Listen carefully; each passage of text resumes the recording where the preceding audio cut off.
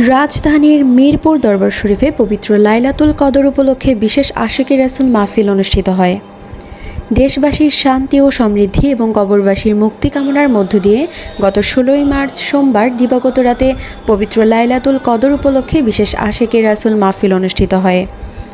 বিপুল উৎসাহ, উদ্দীপনা ও ধর্মীয় ভাব গাম্ভীর্যের মধ্য দিয়ে পবিত্র লাইলাতুল কদর উপলক্ষে বাদ মাগরিব হতে সারা রাতব্যাপী রাজধানীর মিরপুর দরবার শরীফে বিশেষ আশিকি রাসূল মাহফিল অনুষ্ঠিত হয়েছে।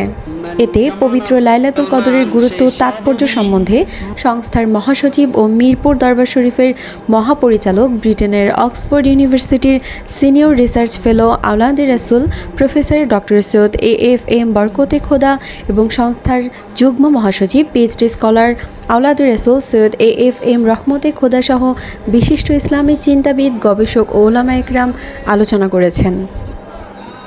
পবিত্র কোরআন তেলাওয়াত, মিলাদ শরীফ, মোরাকাবা, মুশাহেদা, জিকির, আজকার সহ নফল ইবাদত বন্দেগী সম্বলিত এই উক্ত মাহফিলের আহ্বায়ক ইন্টারন্যাশনাল আশিকি রাসূল অর্গানাইজেশনের প্রতিষ্ঠাতা ও প্রেসিডেন্ট প্রখ্যাত সুফি সাধক শায়খুল আকবর জামানার ইমাম ডক্টর সৈয়দ এম সাইদুর রহমান আল মাহবুবী মাদ্দাজিল্লুহুল আলী হুজুর বাণী মোবারক প্রদান করে সকলের শান্তি ও সমৃদ্ধি এবং বিদেহী আত্মার মাগফিরাত কামনা করে বিশেষ মোনাজাত পরিচালনা করেছেন।